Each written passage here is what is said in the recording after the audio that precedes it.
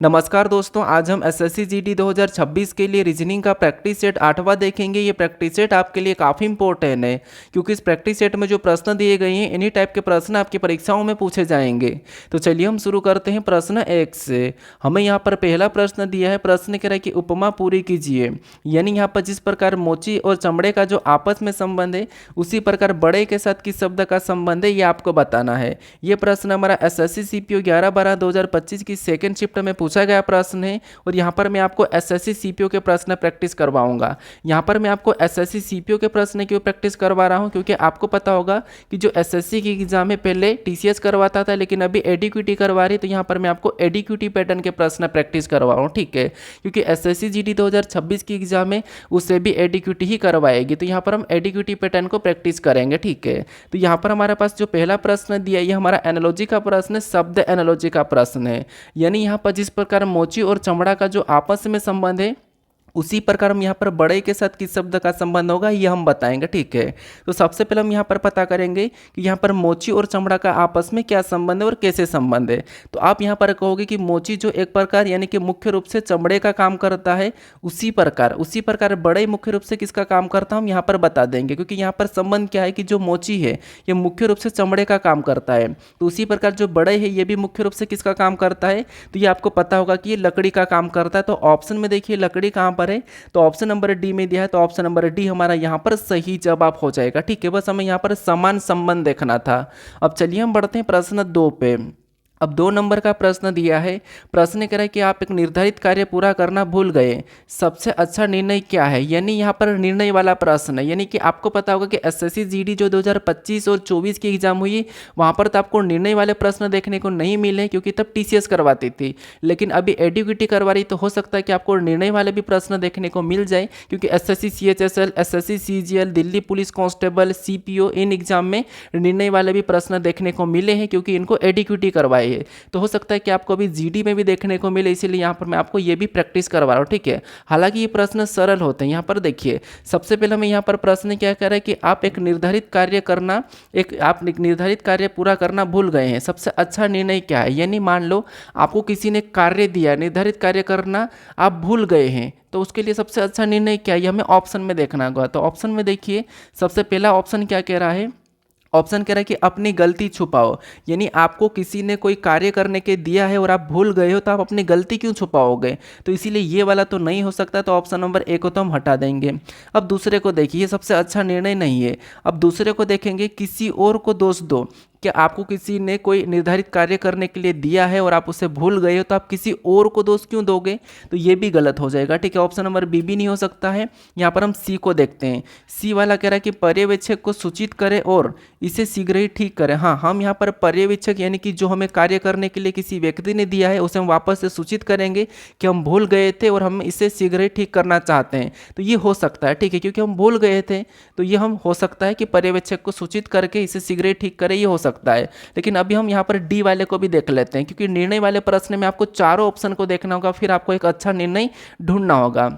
तो इसीलिए option number D को देख के तो पूछे जाने का प्रतीक्षा करें, यानी कि पूछे जाने तक प्रतीक्षा करें। क्या पूछे जाने तक प्रतीक्षा करोगे, नहीं, आप भूल गए हो और आप प्रतीक्षा क्यों करेंगे, तो ये अच्छा निर्णय नहीं हो सकता। प्रतीक्षा नहीं करना है, आपको क्या करना है, पर्यवेक्षक को सूचित करें और इसे शीघ्र ही ठीक करें। तो हाँ, सूचित करके हम वापस से उसे ठीक कर सकते हैं, तो ये सबसे अच्छा निर्णय होगा। तो ऑप्शन नंबर सी यहाँ पर सही जवाब हो जाएगा। ठीक है, अब चलिए हम बढ़ते हैं प्रश्न 3 पे। अब 3 नंबर का प्रश्न दिया है। प्रश्न यहाँ पर कह रहा है कि अगर 8 + 1 = 81, 6 + 3 = 63, तो 5 + 4 = क्या होगा, ये आपको बताना है। तो यहाँ पर भी हमें सबसे पहले क्या पता करना होगा कि यहाँ पर 8 + 1 = 81 कैसे लिखा है और 6 + 3 = 63 कैसे लिखा है, ये पता करके हम क्या करेंगे, 5 + 4 = यहाँ पर संख्या बता देंगे। ठीक है, तो सबसे पहले हमें यहाँ पर पता करना है कि 81 और 63 कैसे लिखा है, तो पता कीजिए, आप खुद से भी सोल्व करें प्रश्न को। तो यहाँ पर देखिए अगर हम यहाँ पर इन दोनों को जोड़ देते हैं आपस में, क्योंकि प्लस का चिन्ह है तो हम जोड़ भी सकते हैं, यहाँ पर गुणा भी कर सकते हैं, यहाँ पर हम भाग भी दे सकते हैं, ठीक है, कुछ भी कर सकते हैं। बस हमें तो यहाँ पर एक ही तरीके से 81 और 63 का पता करना है, ठीक है। तो यहाँ पर अगर हम इनको आपस में जोड़ देते तो यहाँ पर कितना हो जाएंगे, 9 हो जाएंगे। और यहाँ पर कितना लिखा, 81 लिखा। यहाँ पर कितना लिखा, 81 लिखा। तो 81 यानी 81 बनाने के लिए इसका अगर हम वर्ग करते तो 9 का वर्ग कितना हो जाएगा, 81 हो जाएगा, ठीक है। कितना होगा, 81 होगा। और 81 यहाँ पर दिया है। इसी तरीके से यहाँ पर 63 यानी कि यहाँ पर 63 का पता करते हैं। तो सेम तरीके से क्या करेंगे, इन दोनों को भी जोड़ देंगे। तो इन दोनों को जोड़ेंगे तो कितना हो जाएंगे, यहाँ पर भी 9 हो जाएंगे। और यहाँ पर भी सेम तरीके से 9 का ही वर्ग करना है। तो 9 का वर्ग करेंगे तो यहाँ पर कितना हो जाएंगे, 81। और 81 यहाँ पर नहीं दिया है तो ये लॉजिक तो नहीं लगेगी, ठीक है। तो यहाँ पर हम दूसरा तरीका देखिए, अगर हम यहाँ पर सीधा सीधा देखें यानी कि इन दो संख्या को मिला के अगर हम लिखते हैं तो यहाँ पर 8 को पहले लिखेंगे और पीछे 1 को लिख देंगे तो यहाँ पर 81 हो जाएगा। और यहाँ पर 81 लिखा है, ठीक है।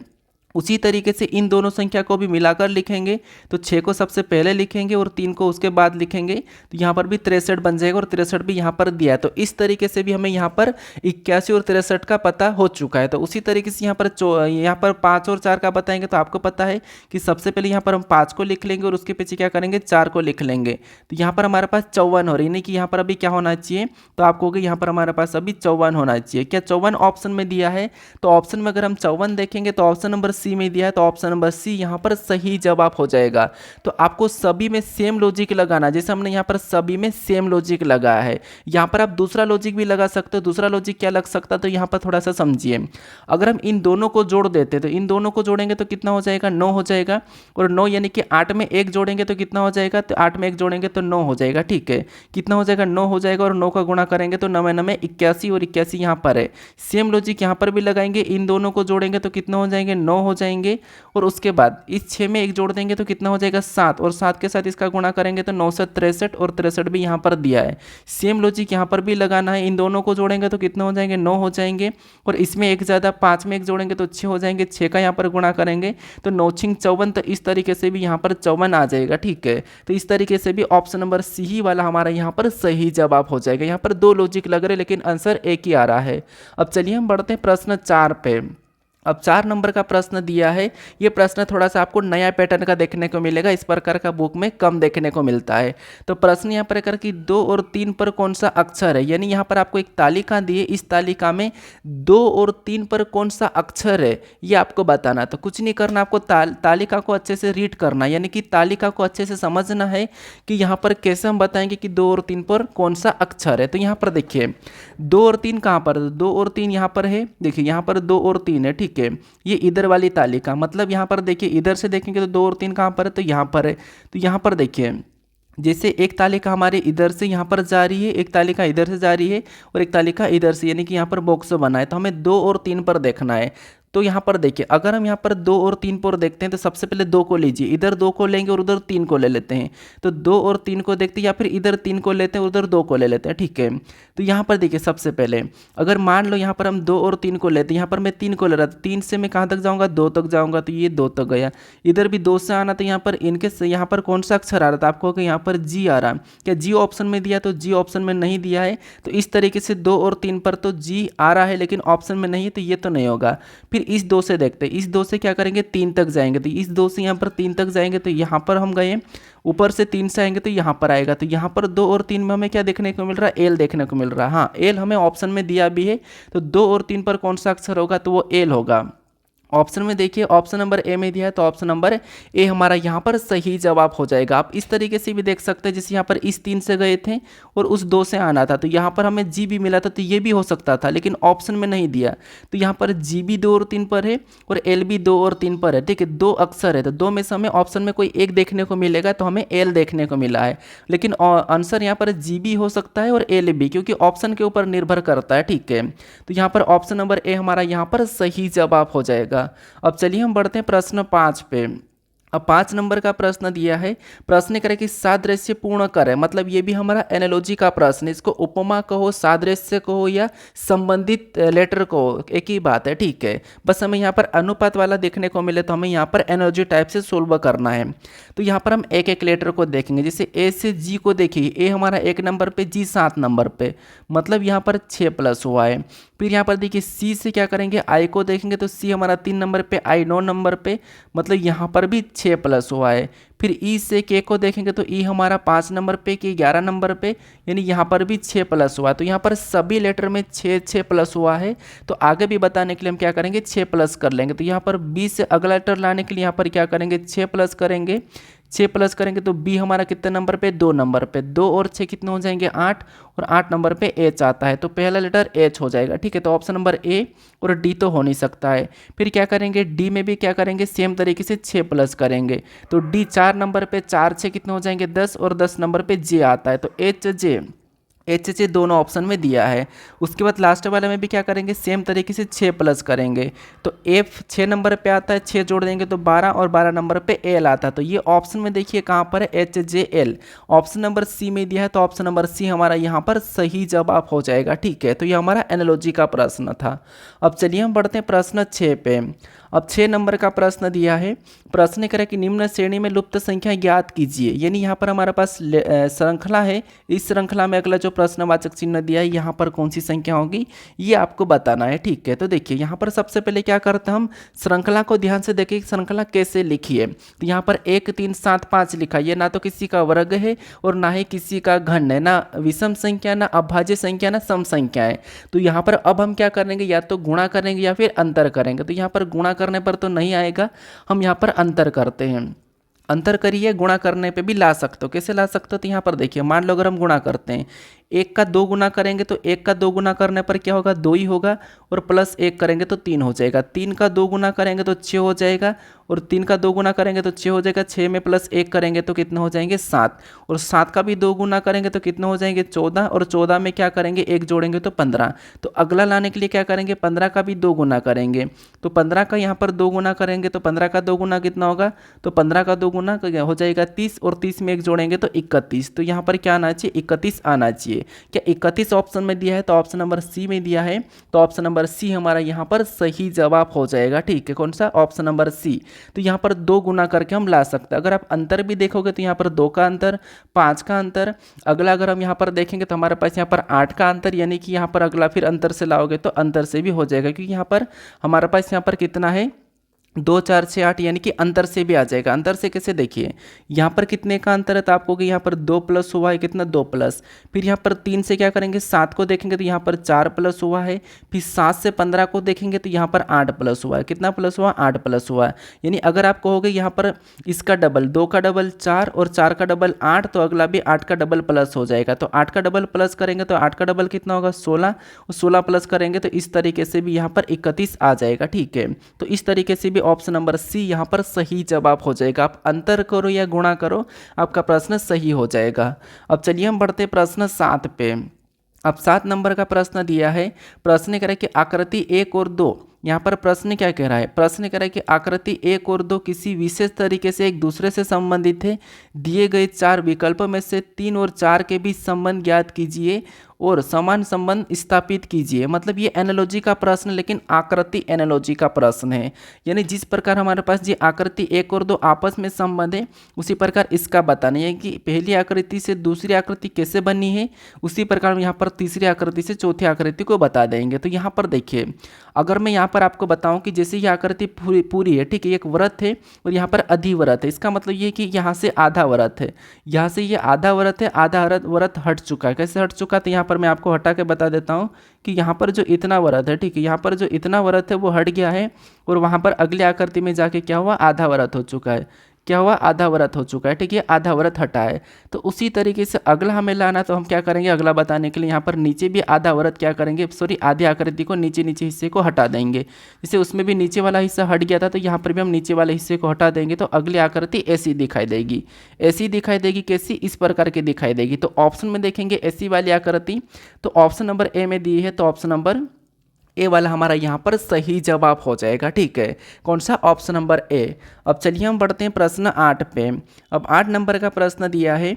यहाँ पर देखिए हमें कथन दिया और यहाँ पर हमें निष्कर्ष दिया। तो कथन और निष्कर्ष से भी प्रश्न आपको न्याय निबंधन के प्रश्न एग्जाम में देखने को मिल सकते हैं। तो यहाँ पर देखिए, यहाँ पर कथन को हमें सत्य मानना है, कथन को समझना है, फिर उसके बारे में निष्कर्ष से क्या कह रहा है ये हमें देखना है। तो यहाँ पर कथन को समझिए। कथन कह रहा है कि कुछ फूल, यानी मान लो यहाँ पर ये फूल है, ठीक है, फूल का मैं एफ ले रहा हूँ और यहाँ पर क्या कह रहा है कि कुछ फूल क्या है, तो कुछ फूल यहाँ पर गुलाब है, ठीक है, कुछ फूल गुलाब है, तो यहाँ पर हम कुछ फूल को क्या करते हैं, गुलाब बना लेते हैं। तो ये कुछ फूल क्या है, गुलाब है, ठीक है, कुछ फूल गुलाब है। उसके बाद यहाँ पर दूसरा क्या कह रहा है, दूसरा कह रहा है कि सभी गुलाब क्या है, लाल है। अब जितने भी गुलाब है सभी की सभी क्या है, लाल है। तो ये सभी के सभी लाल के अंदर आ जाएंगे। तो लाल का मैं एल बना रहा हूँ, जी का मतलब गुलाब और एफ का मतलब फूल है, ठीक है। अब इसके बारे में हमें निष्कर्ष को समझना होगा। तो यहाँ पर निष्कर्ष पहला क्या कह रहा है, पहला कह रहा है कि कुछ फूल लाल है। क्या आपको यहाँ पर कुछ फूल लाल दिखाई दे रहे, तो हमें यहाँ पर कुछ फूल लाल दिखाई दे रहे हैं, तो ये वाला तो सही कह रहा है कि यहाँ पर कुछ फूल लाल है। अब दूसरे को देखिए, दूसरा कह रहा है कि सभी फूल गुलाब है। क्या आपको यहाँ पर सभी की सभी फूल गुलाब दिखाई दे रहे, नहीं, यहाँ तो हमें कुछ फूल गुलाब दिखाई दे रहे हैं। और हमें कथन में भी कहा था कि कुछ फूल गुलाब है, तो यहाँ पर सभी तो हो नहीं सकते हैं, तो इसीलिए ये दूसरा वाला तो गलत है। तीसरे को देखिए, कोई फूल गुलाब नहीं है। क्या आपको यहाँ पर कोई भी फूल गुलाब नहीं दिखाई दे रहा, तो हमें यहाँ पर तो दिखाई दे रहा है कि कुछ फूल गुलाब है। और हमें यहाँ पर कथन में भी कहा कि कुछ फूल गुलाब है, तो यहाँ पर तो कोई भी फूल गुलाब नहीं है कह रहा है, जबकि है, तो ये भी गलत है। अब यहाँ पर चौथे को देखेंगे तो सभी गुलाब फूल है। क्या आपको यहाँ पर सभी की सभी गुलाब फूल दिखाई दे रहे, नहीं, सभी की सभी गुलाब क्या है, तो सभी की सभी गुलाब लाल है लेकिन फूल नहीं, यहाँ तो कुछ गुलाब फूल है, तो इसीलिए ये भी गलत है, ये भी गलत है। तो केवल हमारा यहाँ पर निष्कर्ष पहला वाला अनुसरण कर रहा है। तो केवल पहला ऑप्शन में देखिए कहाँ पर है, तो केवल पहला ऑप्शन नंबर सी में दिया है, तो ऑप्शन नंबर सी हमारा यहाँ पर सही जवाब हो जाएगा। और ये सारे प्रश्न एक ही शिफ्ट में पूछे गए प्रश्न, वैसे मैं आपको हर बार बताता हूँ, बताने की जरूरत नहीं पड़ना चाहिए। बाकी देखिए, मैं सोच रहा हूँ कि आपको एक ऐसा प्रैक्टिस सेट शुरू करूँ जिसमें आपको 30 से 35 प्रश्न देखने को मिले, और उस प्रैक्टिस सेट से आपकी सभी एग्जाम कवर हो जाए, चाहे एसएससी हो, चाहे रेलवे की कोई भी एग्जाम हो, चाहे आप स्टेट एग्जाम जैसे कांस्टेबल हो, यूपी कांस्टेबल, एमपी कांस्टेबल, या other Bihar police, Rajasthan police, Haryana police, जैसे कोई सी भी एग्जाम हो, वो आपको एक रीजनिंग की एक ही प्रैक्टिस सेट में पूरी हो जाए, और एक ही प्रैक्टिस सेट से आप किसी भी एग्जाम में अच्छे मार्क्स से ले आओ। वो प्रैक्टिस सेट चालू करने का सोच रहा हूँ, ठीक है। तो आप मुझे कमेंट करके बता देना। वैसे मैंने इससे पहले वाले प्रैक्टिस सेट में भी कहा था कि मुझे कमेंट कर दो, वहाँ पर मैं आपको पूरी, क्योंकि देखिए रीजनिंग के लगभग आपको पता होगा कि 30 से 35 प्रैक्टिस सेट होते हैं, जो क्या होते हैं, सबसे इंपॉर्टेंट होते हैं, और वहीं से प्रश्न बनते हैं। और वो हर एग्जाम में ज़्यादातर, जैसे एसएससी के एग्जाम कहूँ तो आपको ज़्यादातर 10 से 12 प्रैक्टिस सेट में या 20 प्रैक्टिस, मतलब सॉरी 10 से 12 या 20 चैप्टर के प्रश्न बन जाते हैं। और रेलवे में भी आपको लगभग 20 से 25 चैप्टर के ही प्रश्न देखने को मिल जाते हैं। और बाकी यूपी पुलिस में भी आपको लगभग 30 चैप्टर तक चले जाते हैं। बाकी अगर देखा जाएगा तो रीजनिंग भी के तो टोटल चैप्टर देखा जाए तो रीजनिंग में 30 से 35 चैप्टर जो इंपॉर्टेंट है, बाकी हम रीजनिंग के 37 चैप्टर तक पढ़ते हैं, ठीक है। तो वो सारे ही चैप्टर के प्रश्न अगर मैं ऐड कर लूँ, टाइप वाइज ऐड करूँ, हर प्रैक्टिस में ऐड करूँ, तो आपका वहीं से कवर हो जाएगा। और वहाँ पर मैं PYQs भी लूँगा, तो थोड़ा सा आप मुझे कमेंट करके बता दो, ठीक है। तो वो मैं शुरू कर दूंगा। और मैं यहाँ पर 9वें नंबर का प्रश्न दिया है। प्रश्न यहाँ पर कह रहा है कि वह विकल्प ज्ञात कीजिए जो श्रृंखला को पूरा करता है। यानी यहाँ पर हमारे पास श्रृंखला का प्रश्न है, आकृति श्रृंखला का प्रश्न है। यानी यहाँ पर इस आकृति से ये कैसे बनी, उसके बाद ये कैसे बनी, फिर ये कैसे बनी, ये हमें पता करना है। तो सबसे पहले अगर हम देखेंगे तो यहाँ पर आकृति जो पहली से अगर हम दूसरी को देखते हैं, तो पहली से दूसरी बनी, मतलब यहाँ पर देखिए जो बाहर का हिस्सा यहाँ पर खाली है, लेकिन अगला हिस्सा, अगले में जाकर वही हिस्सा यहाँ पर क्या हुआ, पूरा ब्लैक हो गया है, ठीक है। और ये जो डॉट था, ये डॉट था वो इधर आके इस साइड चले गया। अब यहाँ पर क्या करेंगे हम इससे, और मान लो देखिए उसके बाद जो खाली, जो भरा हुआ था वो खाली हुआ। यहाँ पर देखिए ये जो भरा हुआ था वो यहाँ के खाली हो गया है, ठीक है। और ये जो यहाँ पर भरा था वो यहाँ के खाली हो गया, तो ये भी क्लियर है, इतना तो आपको देखने को मिल रहा है। फिर यहाँ पर दूसरी से तीसरी को देखेंगे तो दूसरी से तीसरी देखिए, अब ये जो डॉट है ये वापस से इसी साइड आ चुका है, और ये जो भरा हुआ था वो वापस से यहाँ के खाली हो गया है, और जो खाली था वापस से भर गया, और जो यहाँ पर भरा हुआ था जो खाली था यहाँ पर वापस से भर गया है। तो इसका मतलब अगली आकृति आने के लिए हमें यहाँ पर क्या करना होगा, ये जो ऊपर वाला बिंदी है वो यहाँ पर चले जाएगा वापस से, और ये जो खाली वाला है यहाँ कर वापस से भर जाएगा। तो ऐसा वाला ऑप्शन में देखेंगे तो यहाँ पर बिंदी से तो हम एक ऑप्शन ए को हटा सकते हैं। यहाँ पर बिंदी लेकिन अगला जाके भरेगा, लेकिन यहाँ पर खाली है तो ये भी नहीं हो सकता है, यहाँ पर भी खाली है तो ये भी नहीं हो सकता, यहाँ पर भरा है बिंदी इस साइड चले जाएगी तो ये वाला, और ये भरा था तो यहाँ खाली हो जाएगा। तो ऑप्शन नंबर डी यहाँ पर सही जवाब हो जाएगा। कौन सा, ऑप्शन नंबर डी वाला, ठीक है। तो बस हमें यहाँ पर आकृति पैटर्न को अच्छे से समझना था। अब चलिए हम बढ़ते हैं प्रश्न 10 पे। अब 10 नंबर का प्रश्न दिया है। प्रश्न यहाँ पर कह रहा है कि निम्नलिखित शब्दों में से कौन सा शब्द वर्णमाला क्रम में अंत में आएगा। मतलब निम्नलिखित शब्द में से कौन सा शब्द जो वर्णमाला क्रम में अंत में आएगा। तो ये तो मैंने आपको बता रखा कि ये जैसे कि हम क्या करते हैं अल्फ़ाबेट, यानी कि जैसे मैंने बताया था कि कॉन्टेक्ट लिस्ट वाला प्रश्न हमें क्या करना है, यहाँ पर काटना होता है। जैसे यहाँ पर सभी शब्द में हमें यहाँ पर अंत में आने वाला देखना है, ठीक है, अंत में आने वाला। तो यहाँ पर देखिए GHO सभी में है, मतलब GHO, तो यहाँ पर GHO तक तो हम क्या करेंगे, सभी को काट देंगे, ठीक है। ये तो सभी एक साथ आएंगे। उसके बाद हमें अंत वाला बताना। उसके बाद हमें यहाँ पर लेटर देखने को मिल रहे हैं, कौन कौन से लेटर, तो आपको हो गए यहाँ पर देखिए एस, यहाँ पर यू, यहाँ पर एस, यहाँ पर एस। तो इनमें सबसे पहले ABCD में कौन आता है, तो यहाँ पर एस तो कट जाएगा, एस पहले आता है, ये कट भी जाएगा, और यू बाद में आता है। तो ये एस पहले आ जाएंगे, यू बाद में आकर, और हमें अंत में आने वाला पूछा है, कौन सा अंत में आएगा। तो अंत में तो यही वाला आएगा, कौन सा वाला, ये वाला अंत में आएगा। तो अंत वाला GHOUL ऑप्शन में देखिए कहाँ पर है, ऑप्शन नंबर बी में दिया है, ये वाला हमारा अंत में आएगा। तो ऑप्शन नंबर बी यहाँ पर सही जवाब हो जाएगा। अब चलिए हम बढ़ते हैं प्रश्न 11 पे। अब 11 नंबर का प्रश्न दिया है। प्रश्न करके पहचाने गए पैटर्न के आधार पर दी गई अर्थ श्रृंखला में विषम ज्ञात कीजिए। मतलब यहाँ पर देखिए आपको यहाँ पर कुछ शब्द दिए हैं, यहाँ पर आपको कुछ शब्द दिए हैं, जैसे यहाँ पर बाज दिया है, कौवा दिया है, चमगादड़ दिया और उल्लू दिया है। इनमें से एक अलग आपको बताना, बाकी 3 एक जैसे होंगे, ठीक है। तो बताइए कौन सा अलग है। तो ये प्रश्न भी इतना सरल प्रश्न, और ये CPO में पूछा है, SI जैसी एग्जाम में पूछा है। तो हाँ पूछ रहा है, क्योंकि देखिए आपको पता है कि SSC ने मना किया था कि PYQ सोल्व नहीं करवाना है, एनालिसिस नहीं करवाना है, तो उसके आधार पर कोई ज़्यादा नहीं बता रहा है। लेकिन हालांकि मैं आपको यहाँ पर करवा रहा हूँ, ठीक है। तो यहाँ पर देखिए बाज आपको पता है, बाज एक पक्षी है, कौवा एक पक्षी है, और उल्लू भी एक पक्षी है। लेकिन चमगादड़ है, ये एक पक्षी नहीं है, ठीक है, ये मैमल में आता है, ये पक्षी नहीं है। तो चमगादड़ इससे अलग होगा। आपको पता भी होगा, अगर आपने साइंस से पढ़ा होगा, तो चमगादड़ एक पक्षी नहीं है। जैसे कि आपको पता है कि व्हेल मछली भी एक मछली नहीं है, वो क्या है, वो मैमल्स में आती है। तो इसीलिए उसी प्रकार चमगादड़ भी एक पक्षी नहीं है। बाकी 3 पक्षी है, लेकिन चमगादड़ पक्षी नहीं है, तो ये अलग हो जाएगा। तो ऑप्शन नंबर हमारा ये चमगादड़ वाला सही होगा, ऑप्शन नंबर सी वाला, ठीक है। तो आसान था, बस आपको पता होना चाहिए। बाकी अगर कुछ स्टूडेंट को नहीं पता होगा कि चमगादड़ भी एक पक्षी है, तो वो फिर आपको थोड़ा सा साइंस में भी पता होना चाहिए, ठीक है। अब चलिए हम बढ़ते प्रश्न 12 पे। अब 12 नंबर का भी प्रश्न दिया है। यहाँ पर प्रश्न करें कि उस विकल्प का चयन कीजिए जो अन्य 3 विकल्पों से संबंधित नहीं है। मतलब यहाँ पर हमें संख्या दी है, इस संख्या में कहीं ना कहीं संख्या में 3 एक जैसे होंगे, एक अलग होगा। तो यहाँ पर देखेंगे 27 को देखिए किसका घन है, तो हमें यहाँ पर तो घन दिख रहा है, ये घन है। 27 हमारा 3 का घन है, किसका घन है, 3 का घन है। यहाँ पर हमारा जो 27 वो किसका घन है, तो ये 3 का घन है। और यहाँ पर 64 को देखेंगे तो 64 किसका घन है, तो आप कहोगे 64 हमारे पास 4 का घन है, किसका घन है, तो आप कहोगे ये हमारा 4 का घन है। फिर यहाँ पर 100 को देखेंगे तो 100 किसी का घन है क्या, नहीं है, ये 10 का वर्ग है। ये क्या है, ये 10 का वर्ग है, ठीक है, ये 10 का वर्ग है। फिर यहाँ पर 125 को देखेंगे तो ये 5 का वर्ग है, सॉरी 5 का घन है, ये 5 का घन है, ठीक है। तो यहाँ पर हमें जो अलग देखना था, एक समूह से संबंधित नहीं है, विकल्पों से संबंधित नहीं है, वो देखना। तो आपको यहाँ पर देखने को मिला होगा, ये हमारा क्या है, तो ये हमारा घन है, ये हमारा 4 का घन है, और ये हमारा 5 का घन है। लेकिन ये हमारा 10 का वर्ग है, जबकि यहाँ पर भी घन होना था, लेकिन ये वर्ग है, तो ये तीनों से अलग है। तो यहाँ पर 100 जो है ये अलग है, तो ऑप्शन नंबर यहाँ पर सी वाला संबंधित नहीं है विकल्पों से। तो ऑप्शन नंबर सी यहाँ पर सही जवाब हो जाएगा। तो इसीलिए मैंने क्या कहा था कि वर्ग घन भी आपको देखना है। तो यहाँ पर इस प्रकार का है। अब चलिए हम बढ़ते प्रश्न 13 पे।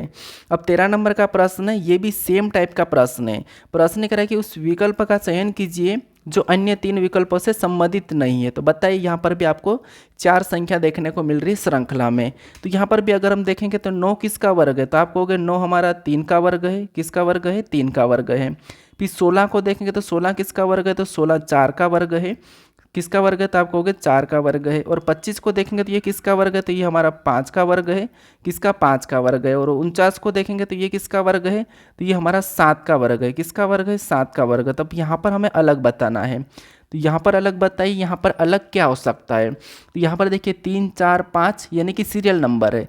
यहाँ पर 3 देखिए सीरियल नंबर, मतलब यहाँ पर देखेंगे 3, 3 के बाद 4, 4 के बाद 5, 5 के बाद यहाँ पर 6 का वर्ग आना था। यहाँ पर किसका वर्ग आना था, 6 का वर्ग आना था इस श्रृंखला में, लेकिन यहाँ पर 7 का वर्ग दिया है। किसका वर्ग दिया है, 7 का वर्ग दिया, तो ये अलग हो जाएगा, ठीक है। क्योंकि यहाँ पर किसका वर्ग आना था, तो यहाँ पर आपको होगा कि यहाँ पर हमारे पास 7 6 का, अगर हम सीरियल नंबर देखेंगे तो 3 4 5 और यहाँ पर 6 इसका वर्ग आना था। ठीक है, तो यहाँ पर किसका वर्ग आना था, तो यहाँ पर देखिए हमारे पास 6 का वर्ग आना था। लेकिन हमें यहाँ पर देखिए जो जहाँ पर हमारे पास जो एडिक्विटी है वो 7 को, इसको नहीं माना है। ठीक है, इसको नहीं माना है। उसने किसको माना था, तो उसने जो माना था वो सही जवाब माना था, उसने 16 को माना था। अब 16 को क्यों माना यहाँ पर मैं आपको बता देना चाहता हूँ, क्योंकि देखिए इस हिसाब से तो यहाँ पर सीरियल नंबर के हिसाब से तो 6 का वर्ग आना था, तो ये अलग है। लेकिन हमें यहाँ पर श्रृंखला नहीं कही है। अगर श्रृंखला कहता तो हम यहाँ पर 49 को गलत मान सकते थे, और 49 काफ़ी सारे स्टूडेंट ने लगाया भी है, प्रश्न गलत भी हुआ है। लेकिन यहाँ पर एडिक्यूटी ने 49 को सही नहीं माना है, उसने 16 को माना। अब कैसे, देखिए ये हमारे पास अभाज्य संख्या या विषम संख्या है, ये भी हमारे पास अभाज्य संख्या और विषम संख्या है, ये भी हमारी अभाज्य संख्या और विषम संख्या, लेकिन ये हमारी सम संख्या और सम संख्या का वहाँ पर वर्ग है, और यहाँ पर सभी संख्या का वर्ग है, तो ये इस प्रकार से अलग हो जाएगा। तो ऑप्शन नंबर बी यहाँ पर सही जवाब होगा, और यहाँ पर ऑप्शन नंबर एसएससी ने ऑप्शन नंबर बी को ही 16 को ही सही माना है। लेकिन सीरियल नंबर से देखा जाए तो 3 के बाद 4, 4 के बाद 5, 5 के बाद यहाँ पर 6 आना चाहिए था। लेकिन श्रृंखला अगर कहता तो हम सीरीज में ऐसा पैटर्न देखते हैं कि 1 2 3 4, लेकिन यहाँ पर सीरीज नहीं है, बस हमें यहाँ पर अलग बताना था। तो इस तरीके से आपको थोड़ा सा ध्यान रखना है, तो आपका यहाँ पर 49 वाला गलत नहीं होगा, मतलब ये वाला सही हो जाएगा, और ऑप्शन नंबर बी यहाँ पर सही होगा, ये समूह से संबंधित है। तो इसीलिए यहाँ पर आपको अभाज्य और विषम वाली संख्या को देखना था, विषम सम। तो इसीलिए मैं कहता हूँ कि आपको सबसे वर्ग, घन, अभाज्य, विषम सम ये चीज़ें देखते आना चाहिए। तो इस प्रश्न को काफ़ी सारे स्टूडेंट ने गलत भी किया है। तो इसमें इस तरीके से इसने क्या करा था, 16 को सही माना है। ठीक है, तो थोड़ा सा याद रखना यहाँ पर आपको कैसा कैसा लॉजिक लग सकता है। अगर आपको कहता है कि दी गई श्रृंखला में कौन सी संख्या अलग है, तब आप श्रृंखला के हिसाब से आप 7 को यहाँ पर गलत बताते हैं, लेकिन ये श्रृंखला नहीं है, इसीलिए यहाँ पर आपको 16 को गलत बताना है।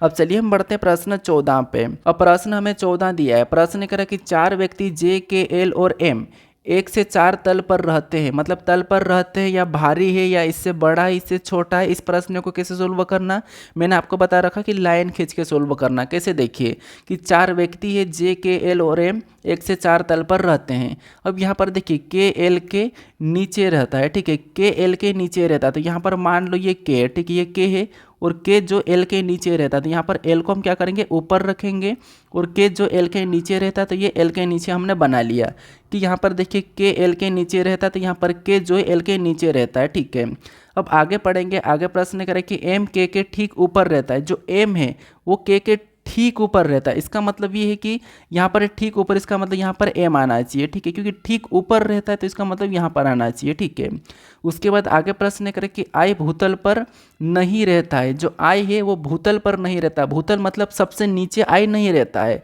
तो अगर सबसे नीचे आई नहीं रहता इसका मतलब ये कहीं ना कहीं ऊपर रहता होगा। तो ऊपर देखिए, यहाँ पर तो देखिए के से ऊपर ठीक एम रह रहा है, तो यहाँ पर देखिए आई कहाँ पर हो सकता है, तो देखिए आई एक तो यहाँ पर भी हो सकता है, कहाँ पर देखिए आई एक तो यहाँ पर भी हो सकता है, मैं यहाँ पर आई को बिठा देता हूँ, आई यहाँ पर भी हो सकता है, या फिर आई यहाँ पर देखिए, और एल कहाँ पर हो सकता है, तो एल यहाँ पर इससे ऊपर हो जाएगा। ठीक है, या फिर आई सबसे ऊपर भी हो सकता है। ठीक है, आई सबसे ऊपर भी हो सकता है, कोई बात नहीं, आई सबसे ऊपर भी हो सकता है, यहाँ पर भी हो सकता है, लेकिन यहाँ पर नहीं हो सकता, क्योंकि देखिए एम के ठीक ऊपर रहता है और आई भूतल पर नहीं रहता, तो आई यहाँ पर तो होगा नहीं। ठीक है, और टोटल 4 ही व्यक्ति है, तो यहाँ पर इन दोनों का तो संभावना है, इन दोनों का हमारे पास संभावना है। बाकी यहाँ पर के का फिक्स है और एम का भी दोनों का यहाँ पर फिक्स है। ठीक है, अब प्रश्न में क्या कह रहा है उस पर निर्भर रहेगा। तो प्रश्न जो हमें कह रहा है कि दूसरे तल पर कौन रहता है, तो अब देखिए दूसरे तल पर, तो ये हमारा पहला तल है, ये पहला है, ये दूसरा है, ये तीसरा है, ये चौथा है। तो यहाँ पर हमें दूसरे तल का बताना, तो दूसरा कौन सा है, तो दूसरा एम वाला है, तो एम रहता है दूसरे तल पर।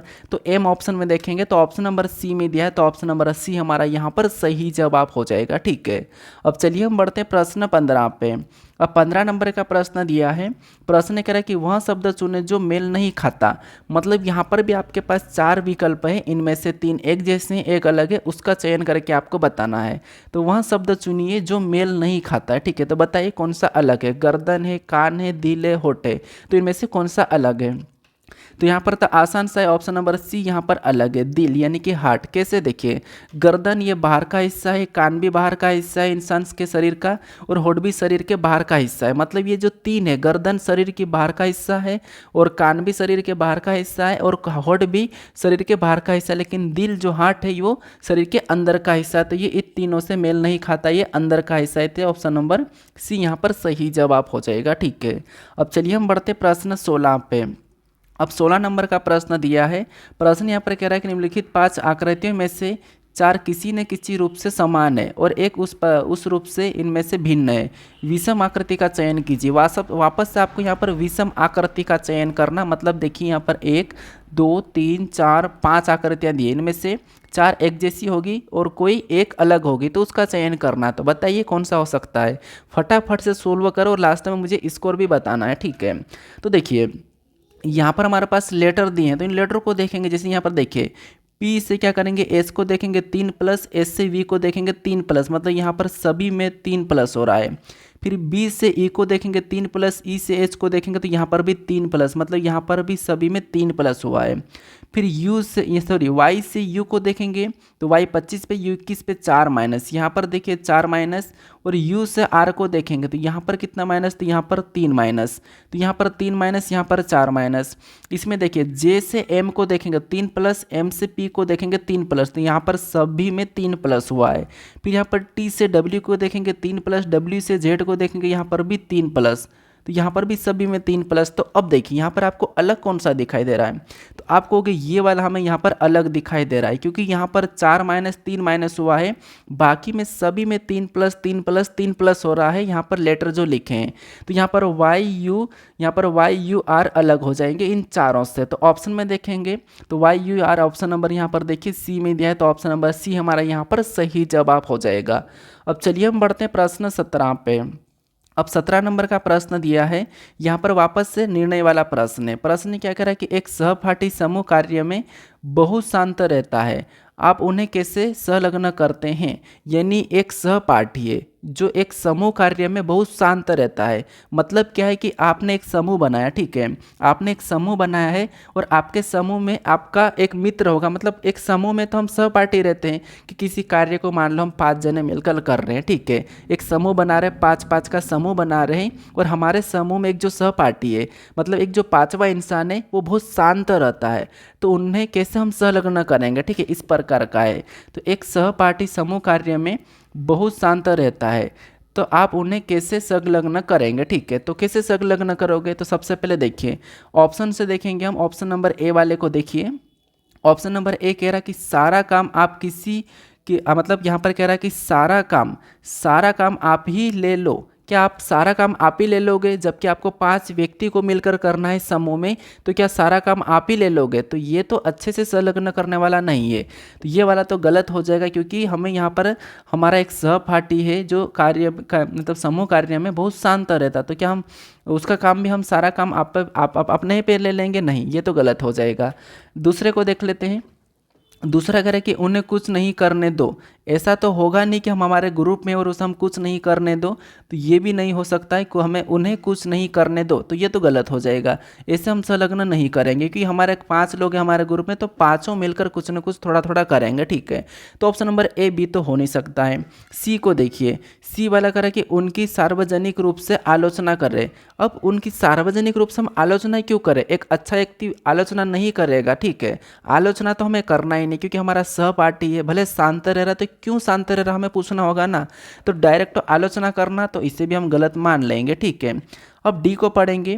डी कह रहा है कि सीधे उनकी राय पूछा। हाँ, ये हो सकता है कि हम देखिए उसकी आलोचना क्यों करेंगे, हम पूछेंगे कि भाई क्या हुआ है, क्यों कार्य नहीं कर रहा है, क्यों शांत है, ये हम पूछ सकते हैं। तो ये हम सीधे पूछेंगे कि उनसे राय पूछेंगे कि तुम्हारी राय क्या है, क्या हुआ है, क्यों शांत हो, तो ये सही होगा। ये इस प्रकार से हम यहाँ पर संलग्न करेंगे, बाकी ये 3 अलग जा रहे हैं। ठीक है, तो अच्छे व्यक्ति के लिए ऑप्शन नंबर डी यहाँ पर सही जवाब हो जाएगा। अब चलिए हम बढ़ते हैं प्रश्न 18 पे।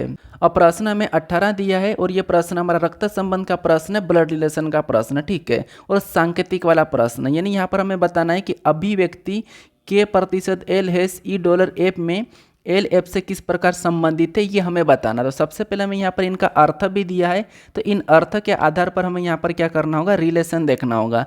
तो सबसे पहले यहाँ पर देखिए के और एल के बीच में रिलेशन देखेंगे तो इनके बीच में प्रतिशत का चिन्ह है, और प्रतिशत का अर्थ हमें क्या दिया है, तो यहाँ पर प्रतिशत का अर्थ हमें दिया है कि m प्रतिशत n का अर्थ है कि m n की बहन है। तो यहाँ पर भी k l की बहन हो जाएगी, क्या हो जाएगी, k है जो वो क्या हो जाएगी, l की बहन हो जाएगी। ठीक है, तो यहाँ पर हम k l की बहन बना लेते हैं।